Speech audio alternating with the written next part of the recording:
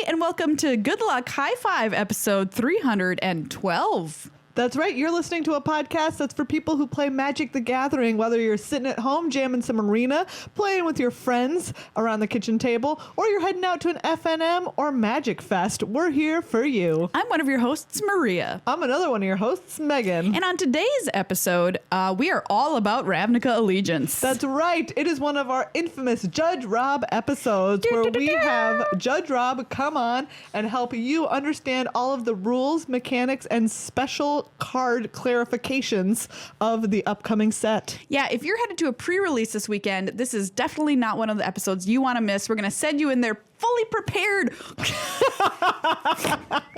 dang it. Everybody. I got too excited and with my hand motions and I accidentally whacked Rob just then. Just the book. Okay. Rob always reads a book at the beginning of these episodes as a bit, and I just hit his book with my hand. Maria got so excited. She just took it out. I'm so mad about Night Watch by Terry Pratchett. Okay, sorry, Judge Rob. I just get really excited about the pre-release and being prepared. That's right. We're so on top of preparedness here. Oh, yeah. In fact, I've got a backpack full of reusable straws and lentils over in the corner. You know, for like if I was a prepper. Like a doomsday prepper? Yes. You want lentils? Yeah, they pack a lot of like, you know, dried stuff that if you cook it with water, it creates a lot more food. So you want a lot of like dried legumes and stuff like that. Rice, that sort of stuff because it cooks up. I just have a big bag of oatmeal. Now you know. Check out our new podcast coming in 2020 called Doomsday Prep. Oh, that's probably already a podcast. It already is. It's a whole community. Yeah, that's true. That's where I learned about it. You can also get these straws that campers use that have a filter in them, like a little biofilter. Does it work? Yeah, of course. Wow. It was a big deal about when it came out. Like it was a very lauded scientific achievement because it's really cool. That's you can very just use handy. These straws in case you don't have iodine or stuff to boil water on hand.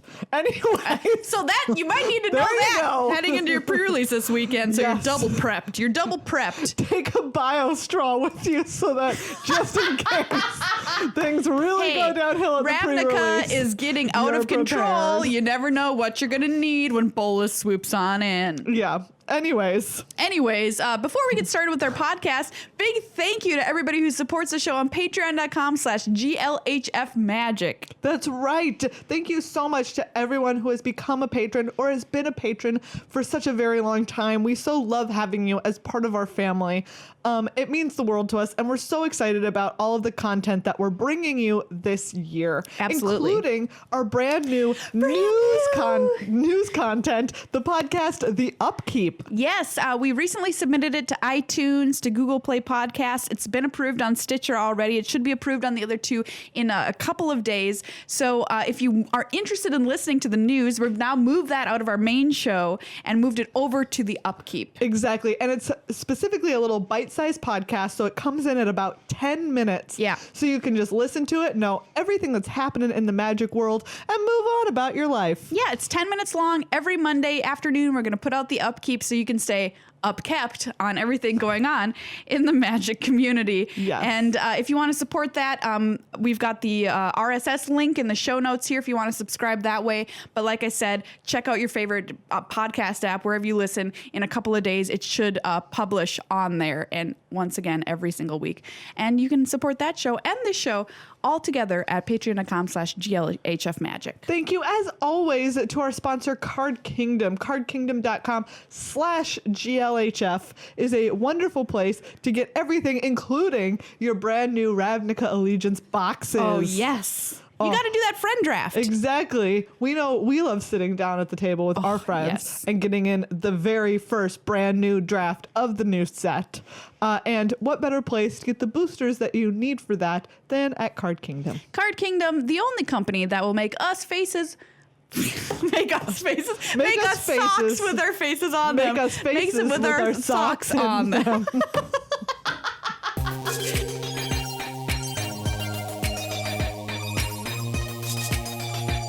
It's time for our Ravnica Allegiance preview prep with Judge Rob.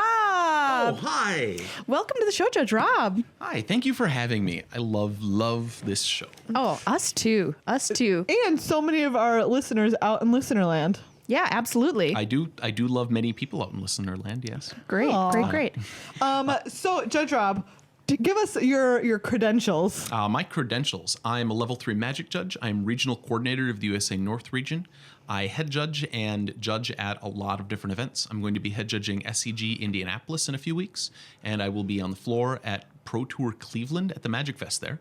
Excellent. So, exciting couple of months coming up. So if you have ever wanted to meet Judge Rob and you're at one of those events, you can find him out on the floor. Yeah, you can yeah. also appeal a call at SCG to make sure SCG you get Indy, Rob. yes. Yes, you can. Or you could just swing by the stage. There'll be 2 people in red. There's gonna be Meg Baum, who's awesome, and she's the support judge, and I am the head judge for that event. Awesome. And so if you swing by and you see a person in red that is female, that is Meg.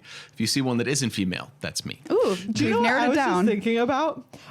It used to be that you could just be like, it was easier to spot you because when you first came on this show, you had long hair. Yeah, that's It's true. true. That was such a long time ago. But Megan, Yeah. you've gone through at least 10 different hairs since the start of our show. I know and you know what? I don't think that that's strange. But when I look at someone else like Judge Rob, who has made a significant change over time, I'm like, wow, that is strange. Anyway, the way we're going to do this with Judge Rob is we've got some general stuff we want to talk about. Then we're going to go through all of the mechanics on the cards, and then kind of some of the more interesting things that we should keep in mind when we're playing the pre-release, and then general card questions that you've all emailed in or tweeted at us or wrote on our Facebook wall that you had for Judge Rob specifically about Ravnica Allegiance. Yep.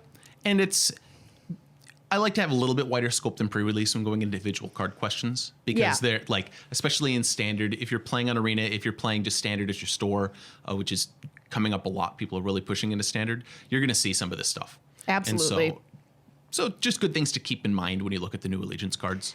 Awesome. I like to ask this one question before we get started though of Rob, Yeah. which is overall how complex or difficult do you think this set is?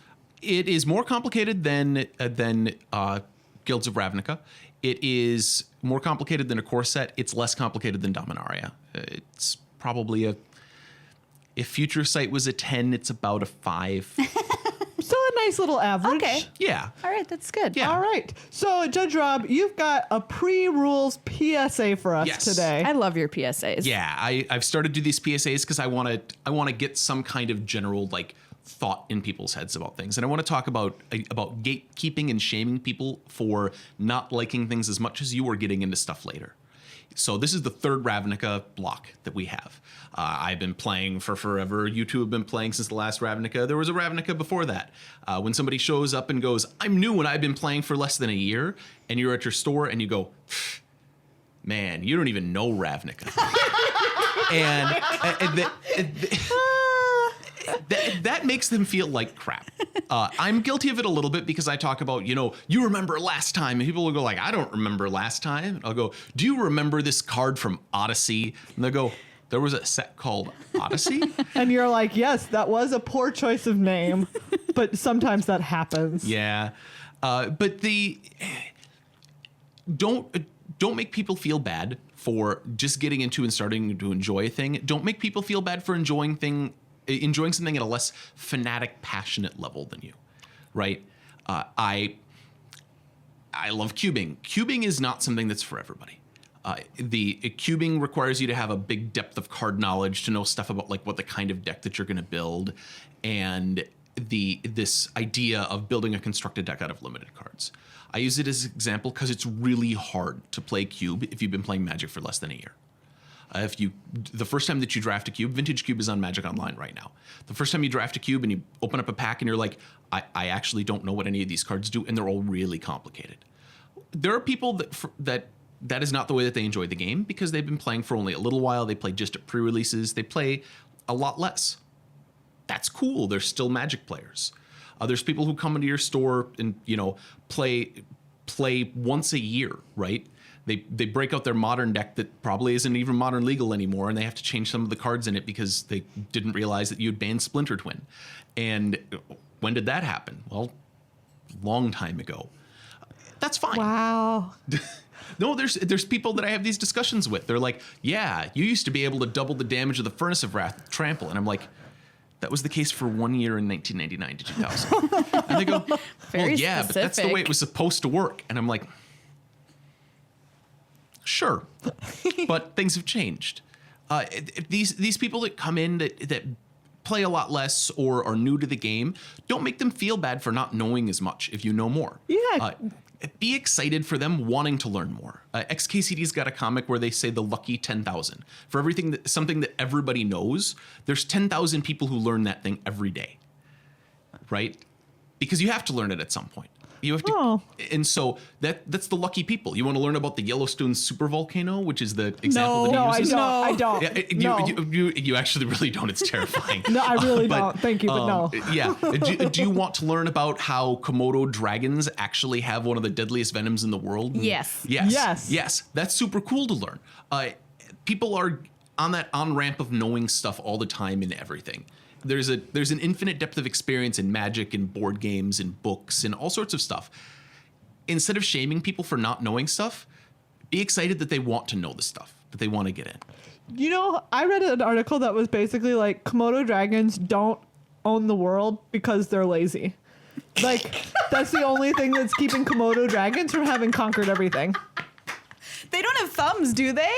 Or do they? They don't, but basically it was just like they're so tough and venomous and frightening and strong that they could have eaten everything by now, except they're just really like they sleeping. just want to chill. And so they're just like, no, pass. You know, if I was mad with, sweet venom, I could just like relax and enjoy the fact that I could destroy anything at any given point should I want to. Exactly. You know? But back to what Judge Rob was saying, gatekeeping doesn't help anybody. No. Yeah.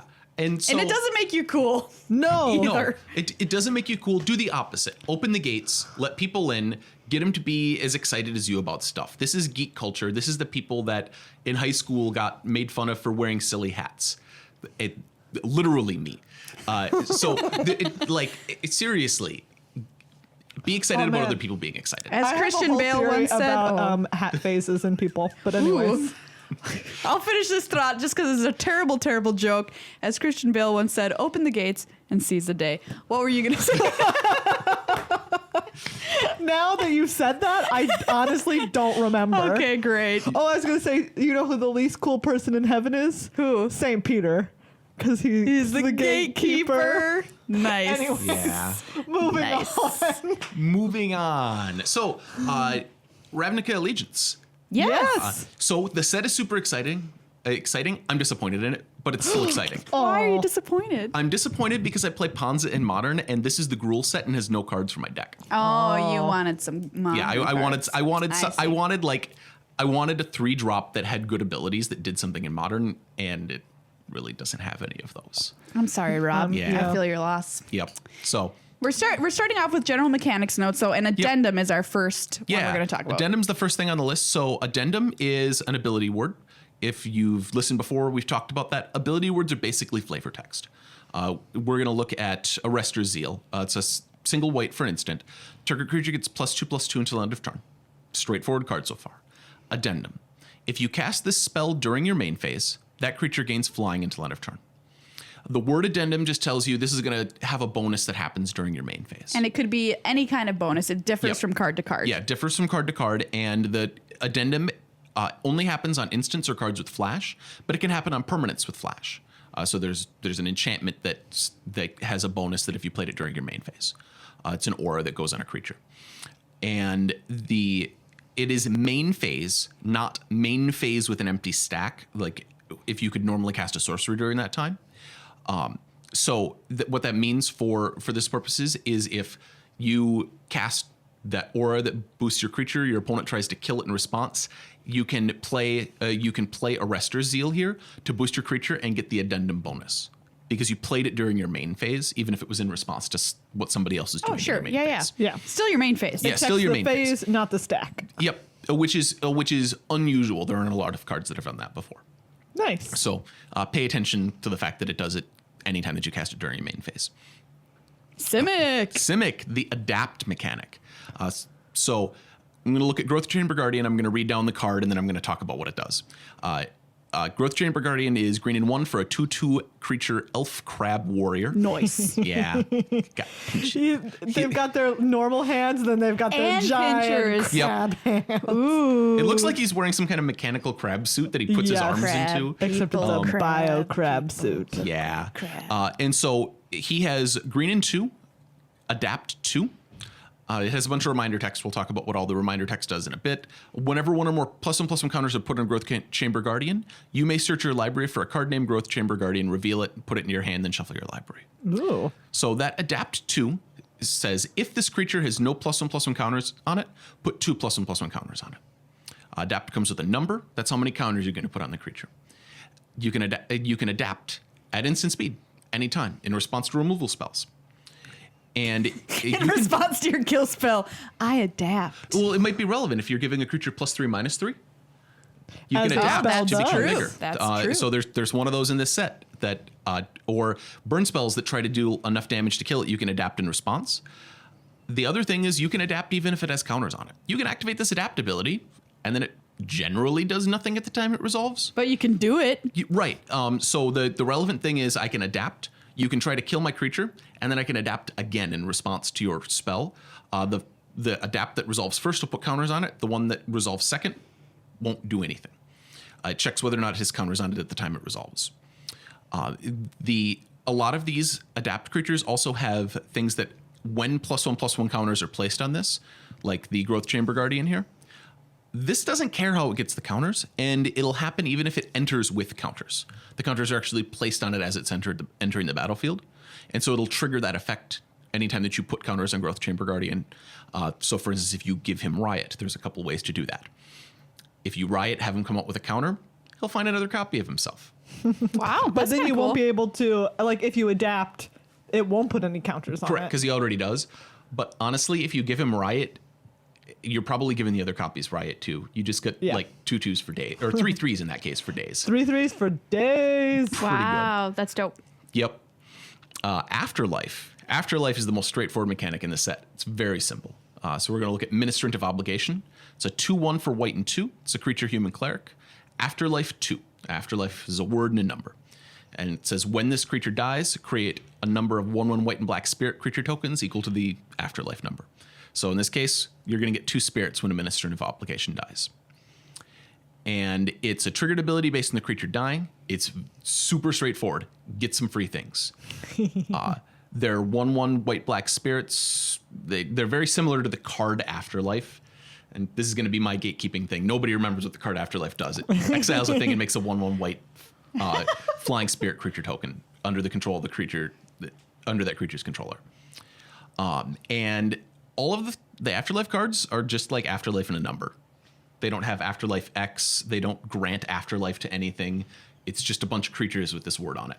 I want you to scroll back up really quickly to the art of this card that we're looking at, Ministrant of Obligation. And I just want to put a PSA out there because just be wary of what has flying and what does not have flying at your pre-release. This is a card that looks like it could have flying, but it doesn't. It does not have flying. Yeah. Yeah. Anyway, Well, I think are you looking at the ghosts behind him? kind of. Those are the spirits that he makes. I get it. It just looks a little fly-y. I get It's it, true. like with the sway of the giant Yeah. robe. Yeah. Yeah, and If I didn't see the feet under it or whatever. and because of the angle, it looks like he's up standing on a ledge somewhere, like Yeah. Vampire Nighthawk, which it suggests that he probably can fly. Yes. I also really love this flavor text. Sorry, just while we're here on this card. Yeah. When the price of your sins comes due, the Church of Deals is here to collect. The Church of Deals. Love it. That's Orzhov. Praise a bargain. Oh, I Church of am Deals. on board. Oh man, this set is all about social commentary from the Orzhov because they're the rich, and Kaya the Ghost Assassin is the revolutionary that overthrows the perpetually rich ghosts of the Obsidat. Man, what does a ghost even spend its money on? Ugh. Slavery. Wow. I thought you were gonna be like a nice satay. No. this They is can't even sit some down. rough truths over here. Yeah, no, this is a set about harsh truths and like hashtag eat the rich is like Kaya's hashtag, right? Ooh. So Spectacle is the next thing. This is the Rakdos mechanic. So you're going to see it on black and red cards. Rafter Demon here is red, black 2 for a demon. It's a 4/2. It has Spectacle of 3 black, red. I'll talk about the text of that in a second. When Rafter Demon enters the battlefield, if its spectacle cost was paid, each opponent discards a card. And so for Spectacle, it says you may cast this spell for its spectacle cost rather than its mana cost if an opponent lost life this turn. And Spectacle is an alternative cost. You pay it instead of paying whatever the cost of the spell is. Every spectacle cost is a mana cost in this set. That's not actually mandatory. They could come back and spectacle for life or something in the future. Most of the spectacle cards are actually less. I picked Rafter Demon specifically because it triggers based on you paying the spectacle cost for it. But there's a bunch of spectacle cards that cost like 1 if you have hit them with spectacle, like Skewer the Critics. Yeah, this one is a little strange. Yeah, it's a little strange. In limited, this is actually like you pay 1 more mana in order to get them for a card, and that's pretty good deal on your 4/2 for 4. And you get to choose. You aren't obligated. Oh, this also doesn't have flying. I was going to say, this is another card that's like PSA. He sits in the rafters. A lot of these Rakdos cards look like they have flying. Oh, good grief. There's an Acrobat. Like, it 100% looks like it is currently flying, but she's actually just on a tightrope. And so, yeah. Anyway, you are not obligated to pay the spectacle cost. So for Rafter Demon, if you want to only pay 4 mana for this because you don't have 5 mana and you've hit your opponent with a creature this turn, you can. And this is loss of life. It's not just damage. So it is damage and anything that says it makes your opponent lose life. They're distinct things. Damage usually causes loss of life. On the flip side, if you have Infect, you generally don't trigger Spectacle because you they didn't lose any life if you infect them, for all that. If you remember Rakdos, Lord of Riots, this is what he does from, back from To Ravnica to Furious. Weirdly, every card with Spectacle is a creature or a sorcery as well. Question. Oh, interesting. Yeah. So you mentioned on here if they are plus life for the turn. So what if I have like a 2/2 and a 4/4 and I swing in, and they block the 4/4 with their own 4/4 lifelinker. Yep. But I still hit them for 2. Yep. They took 2, but they gained 4. They still lost life. Okay. So the life gain and life loss will like functionally get them to gain life over the course of the turn. Yeah. But losing life is something causes the life loss action to happen. Yeah. So I mentioned this in here and then I forgot to say it. Yeah, it doesn't matter if they've netted out life this turn as long as they lost life from some source. Even in this case, if it's at the same time as they're gaining life. So, yeah. Pretty cool. Oh, and Spectacle doesn't change when the card gets cast. It just changes the amount that you pay. So you can't, if you make them lose life on their turn, that doesn't give you the ability to play Spectacle cards in their turn. It just changes the amount that they... That would be wild. Yeah. Riot. Gruul! Riot is the Gruul mechanic. I'm actively angry at this mechanic because I mentioned Rakdos, Lord of Riots. Yeah. Rakdos is the Lord of Riots. Why is Riot Well, because it was supposed to be a Rakdos mechanic. Did you know that? this mechanic? Yes. I did not. Indeed, yeah. It was in one of the daily MTG articles that Mark Rosewater put together where he revealed that initially Riot was supposed to be the Rakdos mechanic, but then they sent it off to Creative and they messed about with stuff and then they put it on Gruul instead. I mean, the mechanic makes sense, like mechanically from Gruul. Like strategically it doesn't. It's weird. But like mechanically Gruul should get this. So it just shouldn't be called Riot. I'm pretty sure this also poisoned the magic shirts. If you've seen the magic shirts of the four with the words with one of the letters being replaced with a symbol. Yeah.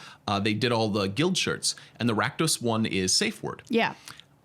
It really should be Riot. Absolutely. But they probably knew couldn't. this. Yeah, this mechanic was coming.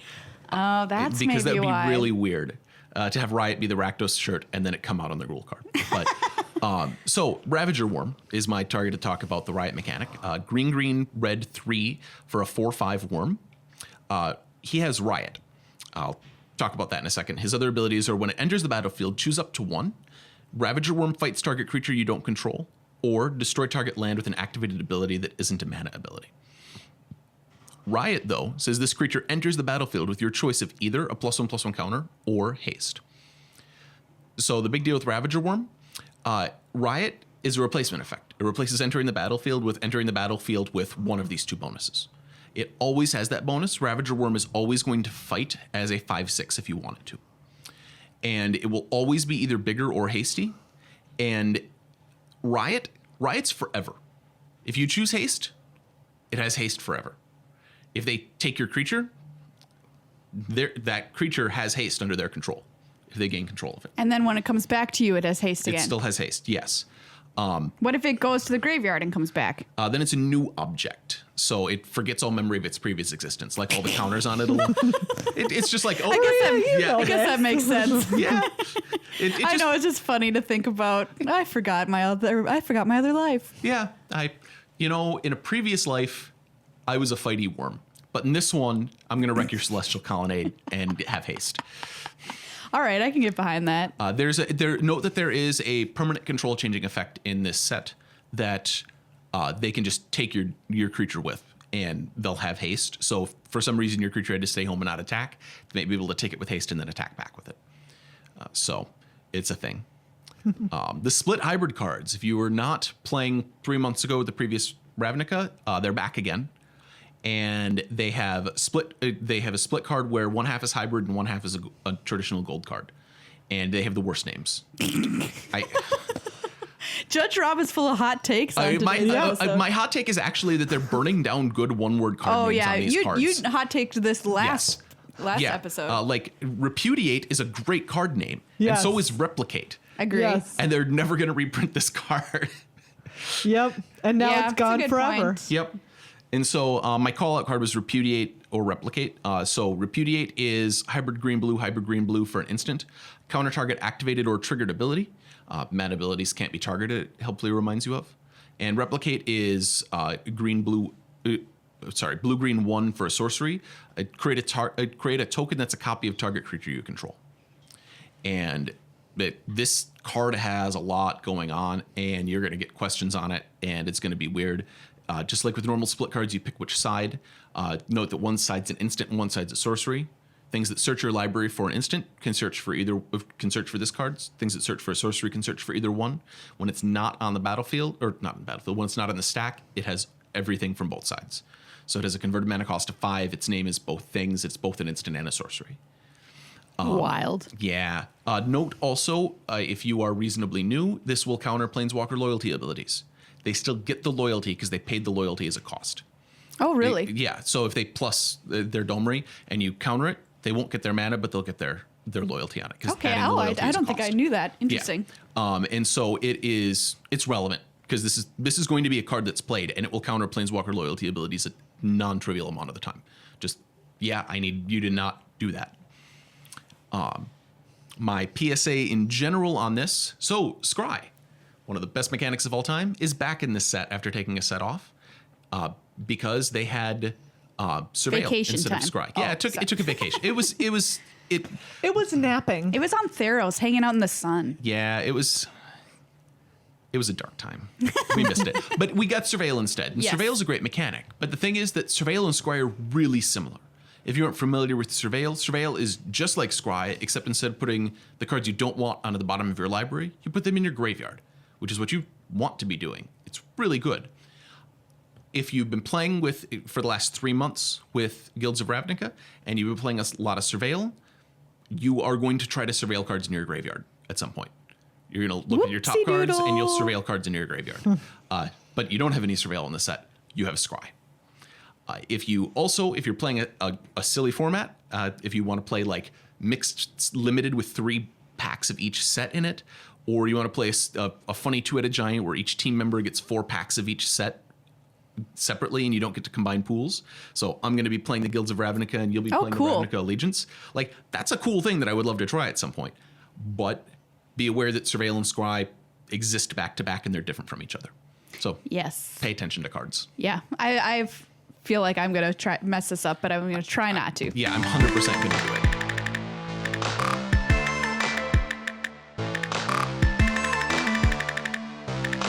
So now we're going to move on to some individual card notes. And these are cards that might have something a little bit tricky on them that you might need a judge call on or something like that. So let's get it out of the way now. Or something you haven't encountered. Yeah. So Applied Biomancy. This is an instant. It costs a green and a blue. And is really good. it's really good. But it has an interesting template. It says choose one or both. Target creature gets +1/+1 till end of turn, and return target creature to its owner's hand. Say what? Oh man, I predict I'm going to get blown up by this a This lot. card is a blowout. Oh boy. This card is unreasonably good, but Do you know what this reminds I me agree. of? I know it's not quite the same, but do you all remember Common Bond from Yeah. from This is Return to Ravnica? That card was busted Yes, good. it was. yeah, That was a common like this. It Yeah. was like a common trick in Celestia at the time. Yeah. This reminds me of that where you're just like, oh, hello. Well, now I lose. But there's also, by the way, in white-black, that Orzhov kill spell for 2 mana at common. You Say what? Kill anything for white-black, but you must either sacrifice a creature, lose 5 life. or sacrifice an enchantment. Or sacrifice an That's enchantment. actually the next card on my Oh, list. look at this. Final payment. Okay. But Applied Biomancy. Applied Biomancy. Card is good. You're going to see it a lot.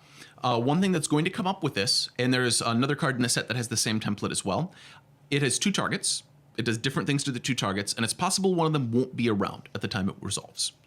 If that's the case, it'll still do what it can. It'll do the other half of the card, because all of the targets have to be gone for it to be countered. Just removing one of the, for it to fail to resolve. Just removing one of the targets will not stop the spell from doing what it does. So if I boost my thing, try to bounce your thing, in response you sacrifice your creature to something, because there's a lot of sacrifice effects here, mine will still get boosted. Okay. Nice. Good to know. Final Payment was the next one on my list, as I mentioned. This is something that might sacrifice a creature to speed, in fact. Black and a white instant. As an additional cost to cast this spell, either pay 5 life, or sacrifice a creature, or sacrifice an enchantment. And destroy target creature. Whew. The sacrifice here, and on a couple other cards in the set, it's a cost. If you start casting Final Payment, they can't kill your creature in response to force you to pay life. Because That would be a little busted. it'd be a little insane. You sacrifice this Yeah. as part of the cost. Yeah, exactly. Imagine that the upper right hand corner says black, white, and sacrifice a creature in a Yeah. little circle there, Yeah. but they can't fit it.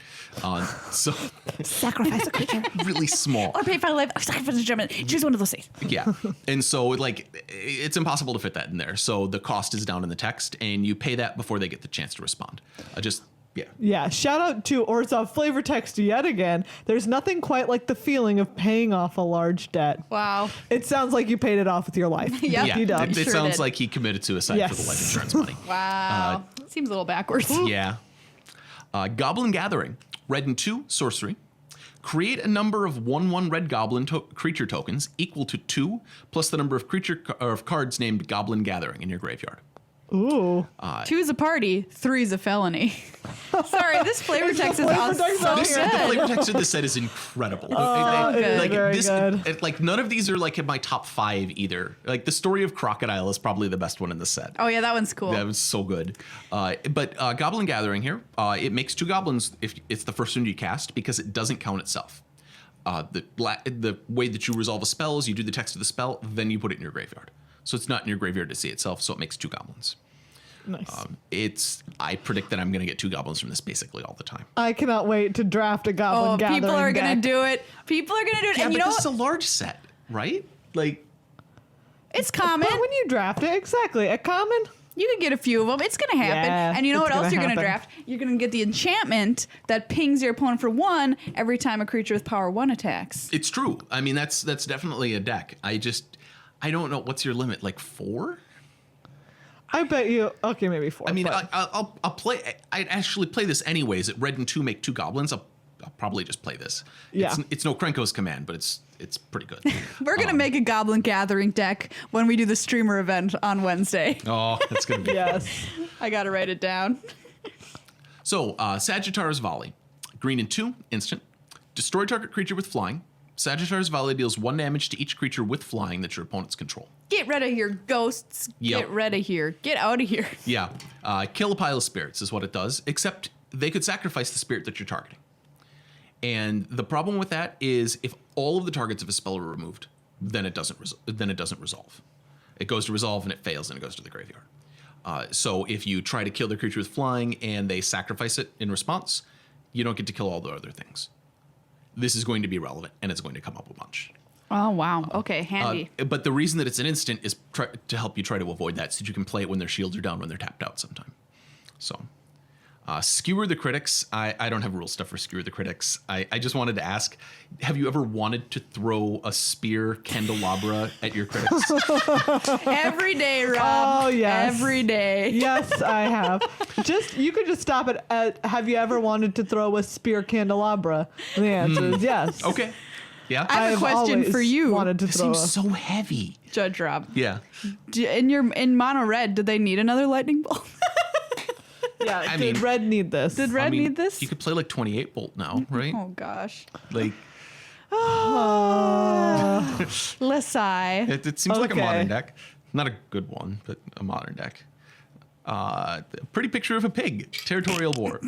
Green and 1 for a This 2/2. is a pretty picture of a It pig. Yeah, it really is. This is the most pleasant art in the set. It's just nothing's really blowing Just up a or nice, dying. a nice pig having a nice time. Yep, just pig in the woods. So it's a green and 1 for a 2/2 boar. I made some pig in the woods for Thanksgiving. What does that even mean? It's like a frank, like a mini little frank, and then it's surrounded. It's in a bed of cheese sauce, surrounded by a bunch of pretzel sticks as the forest. Wow, you got there. Yum! Pig in the woods. Just It- consider like- making a pig in the woods for your next family gathering. Oh gosh. Is this? Or I Are won't. you talking like Velveeta cheese sauce? Yeah, it has to be strong enough to hold Gross. your trees. So So maybe it's just a block of Velveeta that you shoved some pretzels in. Yeah, like what do? You you really worked hard. Maria, you take a butter dish and you stick a block of Velveeta in it. Put your frank on top of it. Put it in the microwave. Right? look, in my mind, we're not even putting it in the microwave now. Maria, I'm going to make this and take a photo of it just so that you can remember it forever. It's just a block of Velveeta with pretzels stuck in it, standing up, and then one little mini sausage in the middle. Like a Vienna sausage. Yes, sitting in the middle on top of the block of cheese. Oh, pig in the woods, a delightful dish for whenever you're feeling very depressed. I mean, this is depression food, right? Like it's the Pig in kind the woods. you don't want to go anywhere and you need a pile of calories and all you have is Velveeta and Vienna sausage and pretzel And sticks. pretzels. Oh, of all If you things. have all three of those things in your house at any given time, check yourself. Oh, This boy. is so far off the rails. Okay, anyway, what's the meanwhile, deal? Territorial Boar. It's a 2/2 for green and 1 boar. Whenever a creature with power 4 or greater enters the battlefield under your control, Territorial Boar gets +1/+1 and gains vigilance until end of turn. Whoa, what's it called? Ferocious? It's ferocious. It doesn't have the ferocious word on it. There's a bunch of these. I'm going to mention another one a little bit later. But Territorial Boar counts riot counters because the riot creatures enter and they always have the counter on them. So if you have If that's what you chose. if Yeah. you choose to have a counter. So if you have a 3/3 with riot, you can choose to riot, have it enter as a 4/4, and trigger Territorial Boar. Okay. Nice little bonus. Yep. Eyes everywhere. Yuck. Well, Yeah. okay. Oh, Megan man. has some problems with this card. Oh, Niles Hound really is trying to imitate Richard Kane Ferguson here. I'm very excited. It's good art. Blue and 2 for an enchantment. At the beginning of your upkeep, scry 1. Just like Thassa. And for blue and 5, exchange control of Eyes Everywhere and target non-land permanent. Activate this ability only anytime you could cast a sorcery. So, exchange. Exchange is a special word in Magic. You pick two things and you switch the control. And the thing with exchange is both things need to be there for you to exchange. So if they poke out your Eyes Everywhere, you don't get to exchange. Oh, yuck. Gah. Why'd you have to put it like that? Look, because I can't help myself. That's a I have blowout, problem. by the way. Yeah, you spent 3 mana up front and 6 mana, and then you get disenchanted Nothing. instant speed. And Yeah. get no value. Yeah. Sad. So Flames of the Raceboard. Also, boar, real sub theme. Yeah, boar there's a bunch of boars. Like, Domri is into his boars. Yeah, He really is. Domri's a real pig man. Domri's favorite snack, pig in the woods. What? That- What a boar. Yes. So, Flames Wow. of the Raceboard.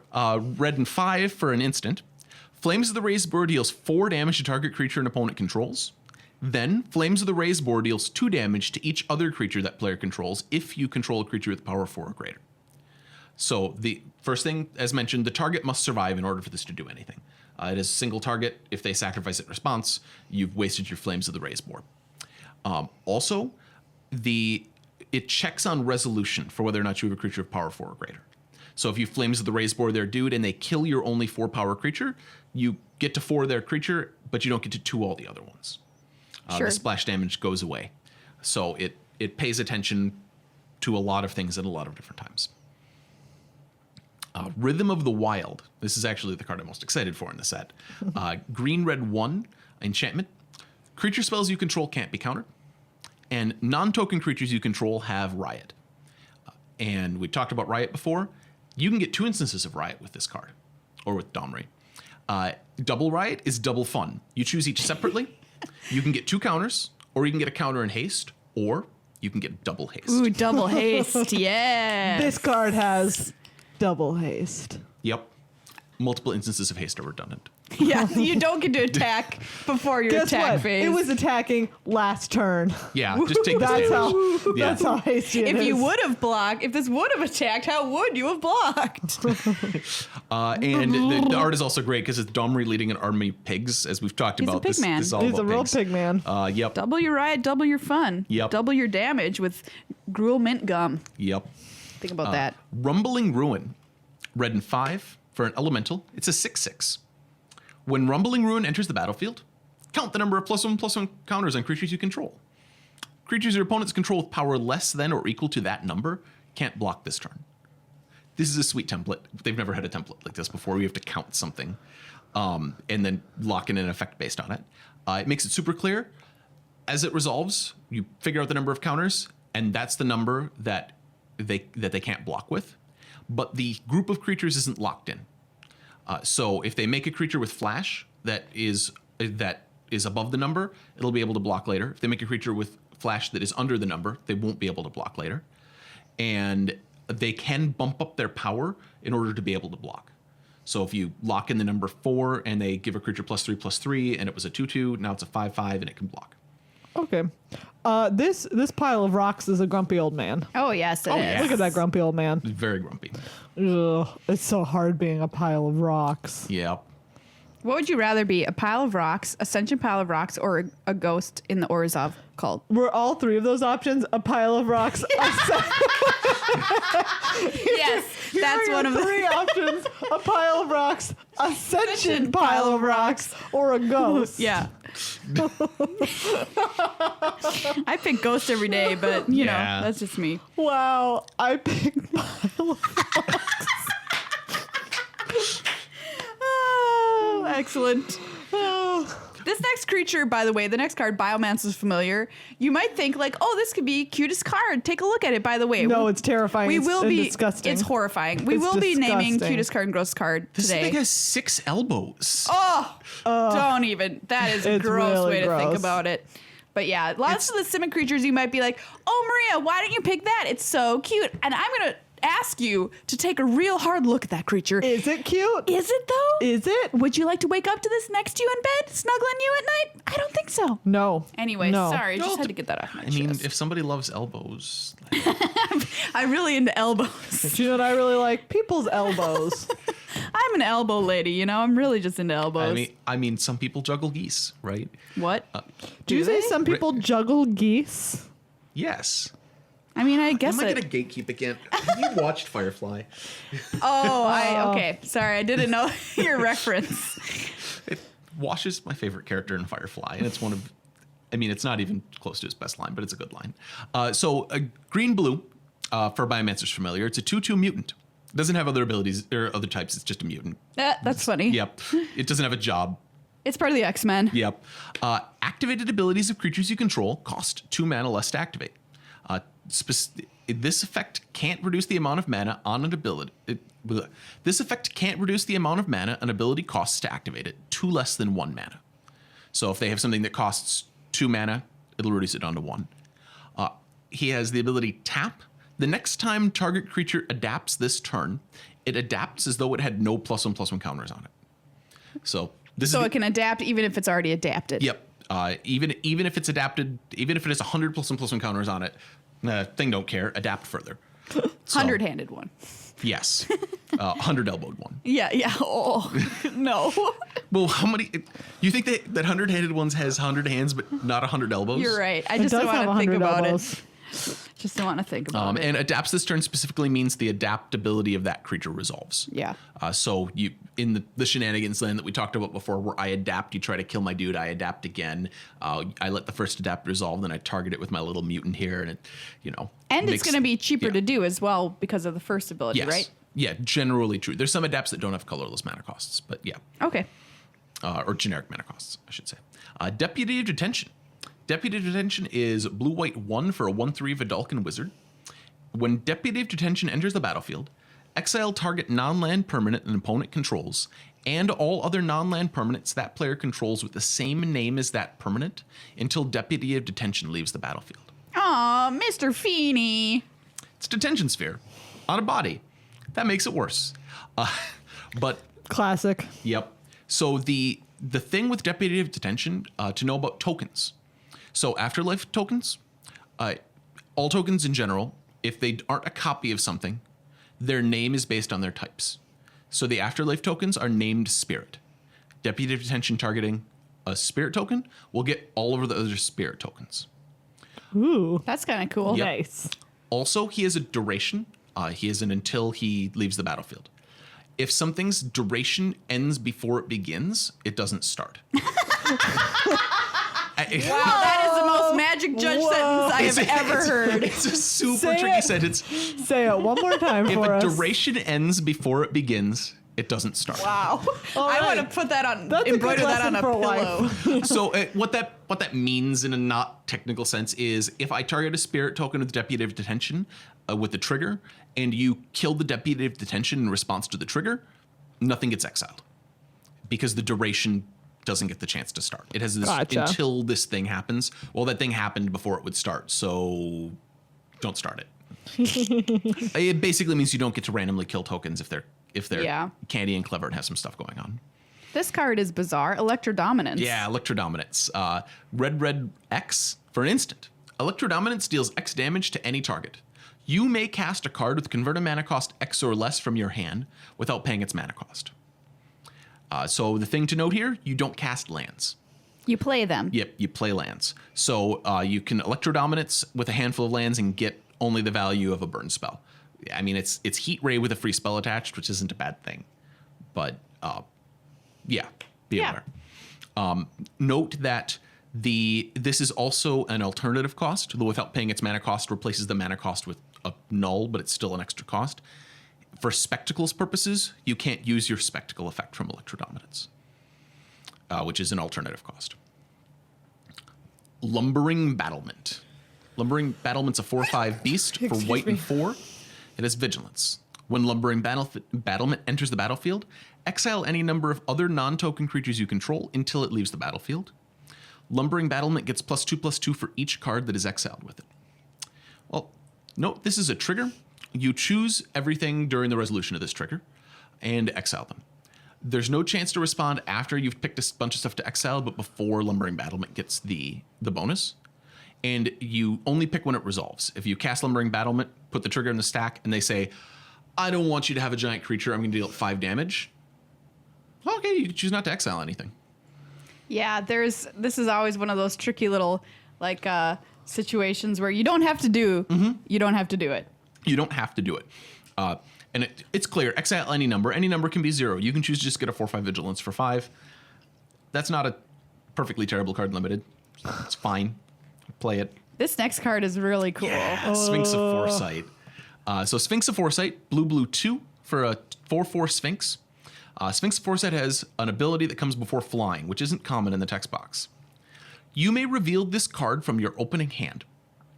If you do, scry 3 at the beginning of your first upkeep. Dang. So for people who haven't played with ley lines, this is a ley line effect. Sphinx of Foresight takes place after you finish your mulligans, after you finish your scry, after your opponent finishes mulligans and scry, but before pit players do anything meaningful on their first turn. What does it say in Magic Online? And perform any Opening hand actions. Opening hand actions. Yeah, pre-game actions is another way to call it, where you reveal Sphinx of Foresight. Don't forget to do it. Yeah. I mean, it's fine. It's a 4/4 flyer for 4 that says at the beginning of your upkeep, Scry 1.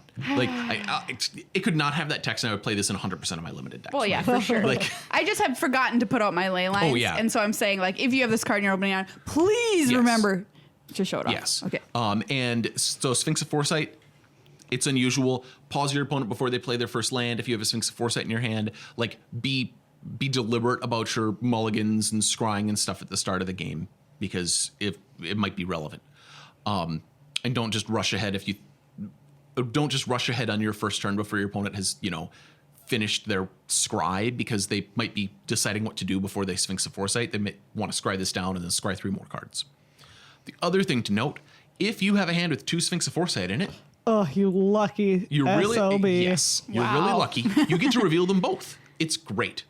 It is not Scry 6. Aww. It's 2 instances of Scry 3. Oh, okay. I'll take it. That's so good. Yeah, it's still very good. Still good. Double Scry 3 at the start of the game basically lets you do whatever you want to set up Yeah. your hand. What hand would you like to play in this game? Here you go. Yep. Just be aware. And if your opponent tries to Scry 6, don't let them. Call a judge. Teysa Karlov. Teysa Karlov is black, white 2. She's a 2/4 legendary creature human advisor. If a creature dying causes a triggered ability of a permanent you control to trigger, that ability triggers an additional time. So this being very relevant with Afterlife, Correct. you'd get double the ghosts. Yes. If you had one. Double the spooky ghosts. Also, she's good with Afterlife because she says creature tokens you control have vigilance and lifelink. Nice. She's really good with Afterlife. So many little ghosts. By the way, we're petitioning for spirits to be renamed ghosts in Magic. Yes, Just because FYI. ghosts. Cute. Spooky ghosts. Little spooky ghosts. Yeah, but there's a bunch of big spirits, right? And there's like... Okay, the big Big ones can be spooky spirits ghosts. and the little ones are ghosts. Ghosts. We would like to make magic more complicated for you. Yeah, back when we had both falcons and birds. Really?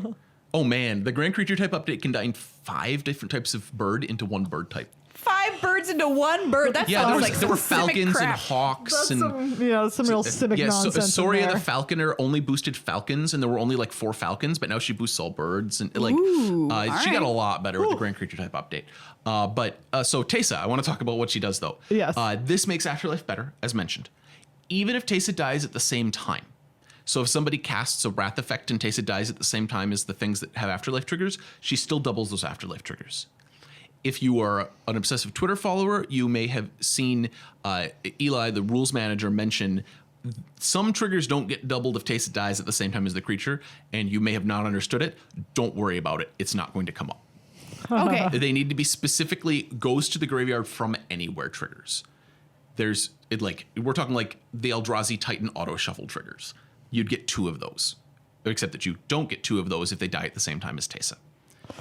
Okay. Well, okay. Don't worry about it. It's not going to come up in any meaningful sense. But that's interesting because I would not have thought that was the case with her dying. Yeah, almost all the time she's going to double triggers that happen at the same time as her dying. The graveyard from anywhere triggers aren't the same as graveyard from the battlefield triggers. They have to look at the game after the trigger as opposed to before the trigger to determine whether or not they trigger. Because That you could was mill so them from... many instances of the word trigger in one Welcome to semantic satiation. Trigger doesn't mean anything anymore. Yeah, we've just said it too many times. Well, you get it just by reading Teysa because she has the word trigger like 4 times on her, right? Yes. 3? Sure, that's still enough. But Captive Audience. This card is awesome. This card is so good. It's really bad, but it's really good. Red, black 5 for an enchantment. Captive Audience enters the battlefield under the control of an opponent of your choice. I'm going to choose my opponent from a round earlier. Yeah. You get to choose an opponent that's in the game, and 2-headed giant, which is going to come up in pre-releases. You get to choose which head gets this. Okay. And you give them a present. It's a wonderful present. It's marvelous. It says at the beginning of your upkeep, so their upkeep, because they have it, choose one that hasn't been chosen. So they're choosing. Yep, they get these They rewards. have the present They're now. cursed. Yep, they get Just this like reward. when you give someone a horse, Yes. they pick how to feed the horse. Yeah, but only No. once, and then they have to choose to You have to ride feed it. the horse 3 different things. And then they have to pick ride the horse. And finally, brush the pony's hair. Oh. And then, I don't know, I guess they're out. I mean, if Horses, they're out you of can horse, they cycle through all beat of it, them. right? No. Well, because they're out of horse, it's a dead horse. Well, what got I it. guess what happens at got the end it. of this is like they choose the 3, and if they're still not dead, that's just Yeah, then it's How? done. Then it's so, done. How? I mean, Well, yeah, it's but- possible. So, captive audience, it is 3 things. They'll have to choose a different one every time. They get this reward. The first reward is their life total becomes 4. The controller of captive audience's life total becomes 4. Or they get to discard their hand. Normally, you'd spend a whole black mana in an instant for that. Or they have each of their opponents create 5 2/2 black zombie creature tokens. By the way, this is really good in 2-headed because each of your heads gets 5 2/2 Zombies. black Oh, zombie creature you're tokens. right. And their life total will become 4 too. Yes. Which is very good. Yes, but it'll only discard the hand of the player that you give the captive Okay, audience to. okay. That is probably the first choice they'll make in 2-headed. And the first thing isn't a trigger. There's whatever the spell's name that I hate that counters triggered abilities earlier that we talked about.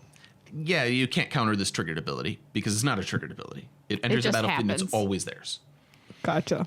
So they can't make you keep it by countering its ability because it's not counterable. Yes. My last one is Rakdos, the Showstopper. I love it. Yeah, red black 4, legendary creature demon 6/6, flying trample. He's the same size as Rakdos, Lord of Riots. When Rakdos the Showstopper enters the battlefield, flip a coin for each creature that isn't a demon, devil, or imp. Destroy each creature whose coin comes with tails. I strongly recommend just using some dice. Yeah, You've got it's them way anyways. better. Just say, just call odd, or even say like for this creature, anytime I roll an odd on this dice, it's gonna kill the dude, and then just go down the line and roll a die for each creature. Don't use rock, paper, scissors because you can game the system. Yep, not 50-50%, not 50-50 chance. If you use the rock, paper, scissors cards, the rock, lobster, paper, tiger, scissors, lizard, you can do that, but that'd take a long time. So Yeah, just roll dice and say odds, Yeah. they die, evens, they live, and then Yep. roll them. And if you are trying to do Rakdos the Showstopper, people ask the question inevitably, what happens if I have 1,000 tokens? It's like, just kill half of them. But that, I might save 3/4. I'm like, but you won't. Just save half of them. It's fine. Close enough. Or you can flip a coin 1,000 times. Yeah, You know, it's up to pull out you. the Up to you, app. buddy. Pull out an app and say roll 1d2 5,000 times, and it'll give you a bunch of results. And then you just sum the results and divide, and then save that many or whatever. Like, I love this card. I hope I open him at the pre-release. yeah, I'm looking at making a forced to entertain me deck because his flavor text entertain me.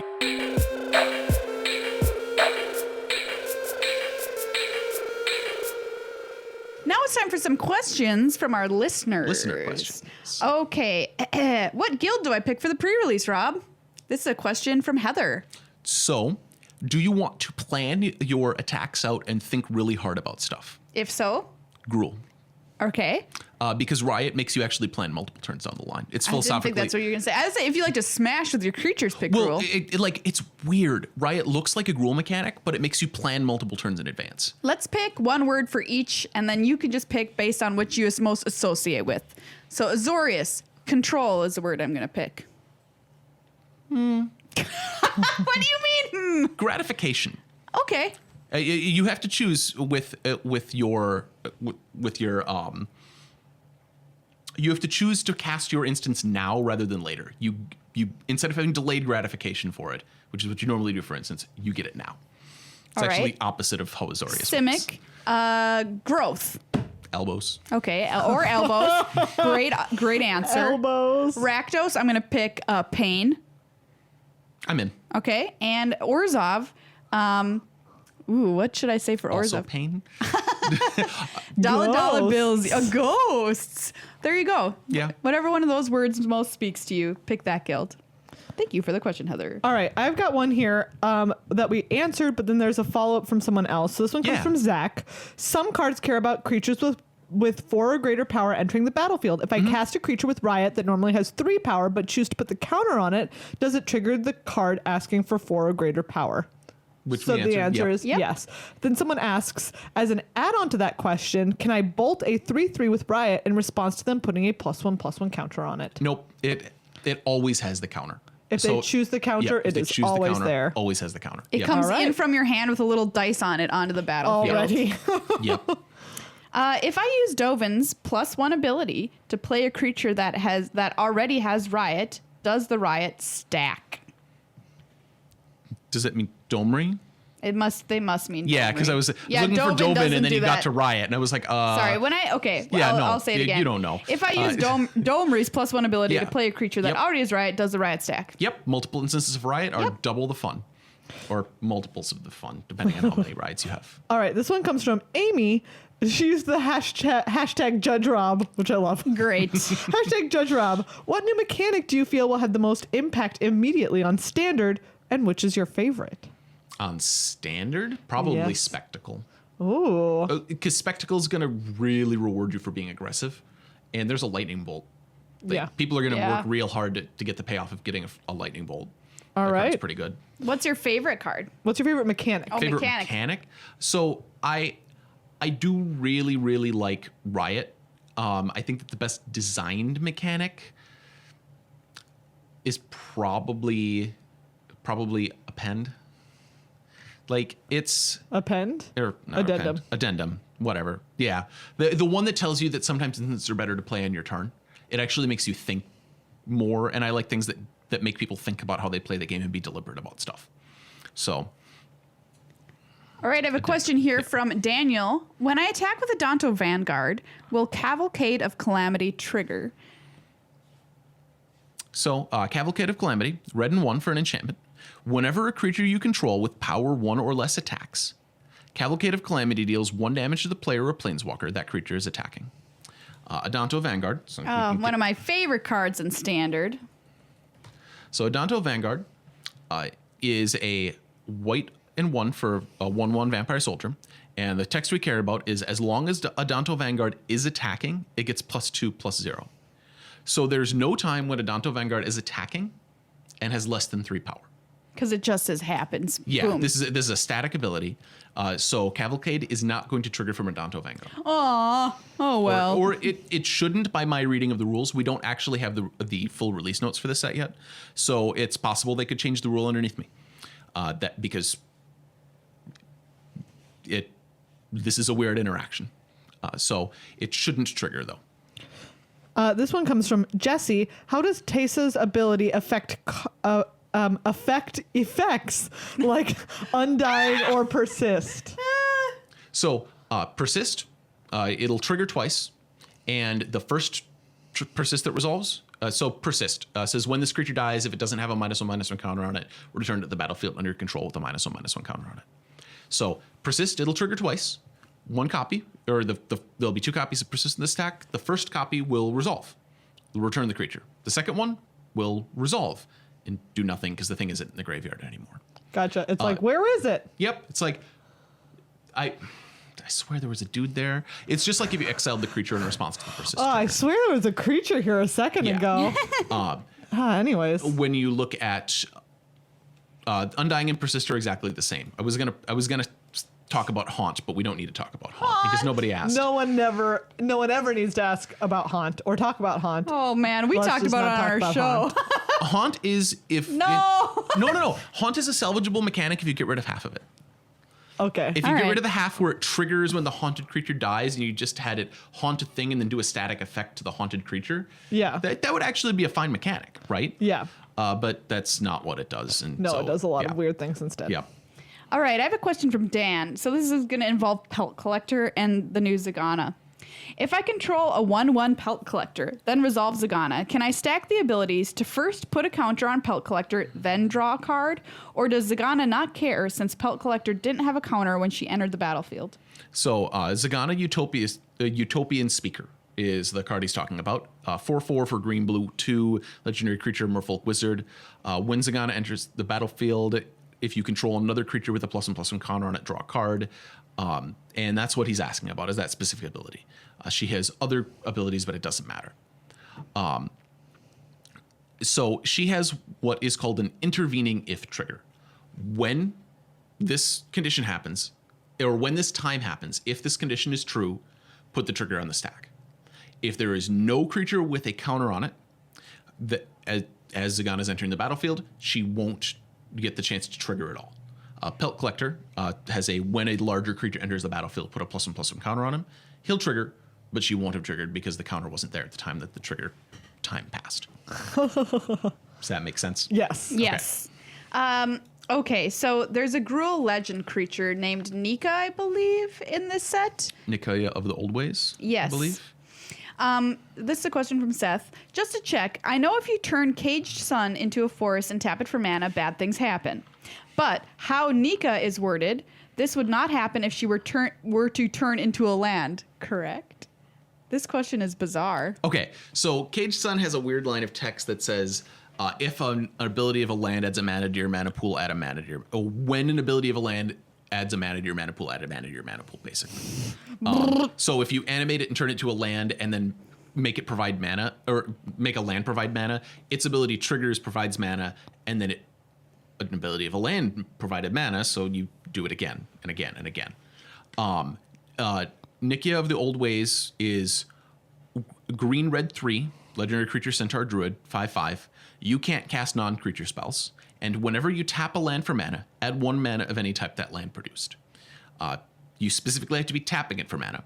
So, yeah, she doesn't trigger from things other than tapping that add mana, like her ability, which is a triggered ability.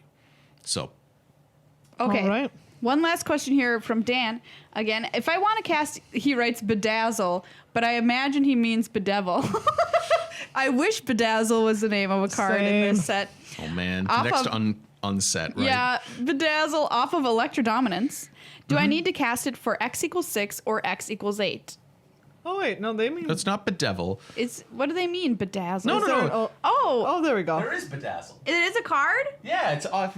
Oh, Bedazzle. Bedazzle. What? All right, so Okay, yeah. I'm gonna play that card a bunch just because That's it's a great name. cool. I didn't realize that. So yeah, the split card from the rare split card from Rakdos. Bedek's half we don't care about. Bedazzle's half is red black 4 instant. Destroy target non-basic land. Bedazzle deals 2 damage to target opponent or planeswalker. So the thing with split cards is anytime that you're told to cast it, you choose which side to cast. So if you get to cast a spell for free, you'd get to choose which side. For Electrodominance, though, Electrodominance cares about the converted mana cost of the thing. You may cast a card with converted mana cost X or less from your hand without paying its mana cost. He asked, is it 2 or 6? It's 6 or 8? It's 6 or 8. It's 8. Yeah. So you have to look at the converted mana cost of the card, which is 8, and then you get to choose which side you'll be able to cast. This changed, if you remember it, a few years ago before the expertise cycle, or the expertise cycle had just come out. Yes. There was a time where you could use the expertise cycle to cast split spells. I remember that And- brief moment yep. in time. People and- were making some trouble. Yep, and then they changed it so that you could not cast split cards effectively with the expertise spells. Yeah. And this is the same way. Like I said before, it has the sum of the mana costs, which gives it a converted mana cost of 8. Wonderful. Well, if you have a question that Judge Rob has not answered on this show, what we're going to do is put the video version of this podcast on YouTube on Thursday on youtube.com/goodluckhighfive. And you can type your question in the comments, and Rob will stop by for like about up to a week after it. I And, swing by for a week. and answer your questions, which is a Yep. very nice judgely service he provides. So And if I say something wrong, I'm sorry. Point it out in the comments. I'll come by and agree or disagree or have a discussion about it. yeah. Fight you. I'll come by and fight you. Well, I mean, there's a lot of fighting in this set, so Yeah. True. Sure There is a is. bunch of rioting, if you will. time to name the cutest card and the grossest card from Ravnica Allegiance. Megan, shall we start off with grossest? Sure. What do you got for us? So there were several very gross cards, including Mr. Elbows. Yeah, Mr. Elbows. Mr. Elbows, who we were talking about earlier. Obviously, as people pointed out, eyes everywhere. Yep. Pretty gross. Really gross. Pretty gross. But those eyes, to me, were almost too dreamy. They might be there, they might not be there. Oh, sure. Which allowed me to somewhat escape my fear of eyes in unnatural places. There is also Seb McKinnon's blood from the tops of their heads into a cup. Which is, I wish that's what the card was called. It's so gorgeous. but it's so This is pretty. my guess. It's so pretty. Screaming Shield, way up there. Ooh, that's because do you know creepy. what? It looks like it's screaming in pain. Yeah. Oh, Right. Well, it's getting It hit is. with stuff. They tethered a ghost into a shield, and it's screaming in pain. It is terrifying. But the winner, besides, despite all of those being very creepy, Screaming Shield was almost it. It is Drill Bit. Oh, I agree. Because Drill Bit is horrifying. I have a question for you. Do you think this person knows what's about to happen to them or doesn't They're know? sure laughing. Like, I don't know. That's Which part is of what's creepier? So, If they, oh it's gosh. so terrifying. Well, It's terrifying. Also, let's look at the flavor text. It says never boring. you do realize that that's how the Rakdos roll, right? That's why their keyword, their shirt word is safe word. Yeah. They're I don't know. There we go. They're weird people. I love them. They ran a meat circus. Yeah. Like, I would definitely They're go to a weird meat people. circus. I love them. They ran a meat circus. Rakdos. like Honestly, why is their shirt not Meat circus is so good. have you looked at Rakdos Carnarium's art? Not, What about it? It's a meat circus. It's a literal meat circus. They constructed a circus out of meat, full of dead animals and meat. Oh boy. Well, there we go. All right. Why their shirt is not meat circus, I will never we'll know. never know. We will never know. All right, as far as cutest card is concerned, I'm gonna give you my list of runners up because there's plenty of cute cards in the set this time around, and my choice was very difficult. So runner up to Galloping Lizardog, which is pretty cute, Very cute. frog lizard, and one of the Simic creations. That's Yeah. not an abomination. I'll give a run up to Cult Guild Mage, which I think is really cool. It's a Rakdos Guild Mage playing with a tiny little Jace marionette puppet, which is very cute. And it's actually real. You could have bought this. There was an auction for the little Jace puppet that the It's a artist lot of created. money. Was it really? Yeah. Like, I mean, I believe it. I just didn't know how much it ended up being. Runner up to Sylvan Brush Strider, which is a cute little beast with long little legs, it's just standing in the woods, much like our pig in the woods. This beast in the woods is very, very cute. Oh. Of course, I have to mention Lumbering Battlement, which is like a lumbering little ox-like thing with a bunch of things hanging off of it, which is really cute. We talked about it earlier on the show. Take a look. And then, of course, Rob mentioned this card just a little bit earlier, Debtor's Transport, because it's just like a big giant marshmallow wearing a mask, which is cute. Horrifying flavor text on that card, though. My final runner-up, which is there's about 1,000 of them, is Cry of the Carnarium, which has my old favorite cutest card, which is from, what's it called again? I'm blanking on the name. Sire of Insanity. Sire of Insanity. Yeah. He's back and as cute as ever, screaming into the ether. But the number one cutest card, just like flew at my face from the moment I saw it being cute, and that is Senate Courier, which is a tiny little owl wearing a tiny little hat, and is very cute. And is very adorable. And the reason it's not humunculus or whatever, or Resolute Watchdog is very sad, so it doesn't win, Judge Rob. And Humunculus, what is it called? Humongulous? Humongulous. Doesn't win because I'm also very sad when I look at it. And How could you? look at this little owl. No, I don't believe that this owl is cute. He has a him. ribbon. I don't care. Look at his little face. Do you know what? The cutest things are sometimes the things that make you feel a little bit sad when you look at them. You know, I actually read an article about anger and how if something is too cute, you can start to feel violent. Yeah, I saw that. That's bizarre. Okay, I'm furious. See, In it's this happening case, right now. Looking at something cute is making me mad because I cannot believe Humongulus was robbed. Robbed. I mean, Look at him. I just feel He's bad for so him. sad. He's a burly dude and he's very sad. He's a sad homunculus. If we just want sad burly dudes, like we could go to sadburlydudes.com. If that is not already a website. Can you imagine it? There's just a bunch of sad guys. They're just huge and ripped, like just Terry Crews sitting there. You know what it is? It's like it's for men to know that it's okay to cry, even if you're Yes, a huge that's burly very dude. true. Yeah. I can't. Also, sadburlydudes.com.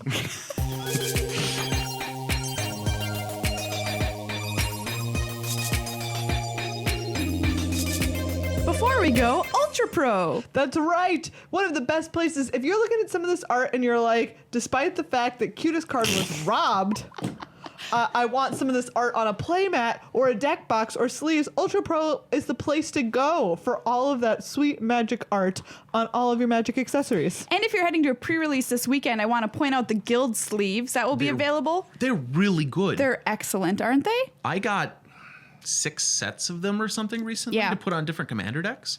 Because they're Nice. just great. They are Yeah. great. I have some Rakdos ones that I got, and I am so excited to put my Rakdos pre-release deck into them, and you can represent at your pre-release. It's true. All thanks to Ultra Pro. Really great quality supplies at ultrapro.com or head over to cardkingdom.com/GLHF because they carry Ultra Pro stuff too.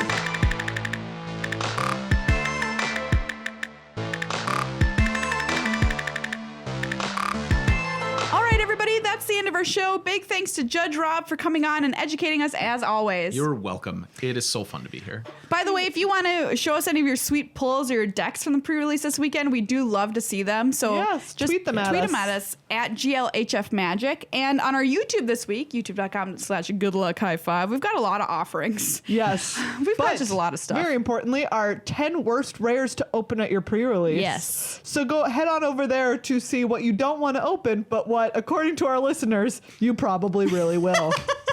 And of course, as we said at the top of the show, we have a new 10-minute podcast called The Upkeep. Look for it wherever you get your podcasts. And if you don't see it there yet, check again in a couple of days. It will be there. We are moving news out of this show and into that show.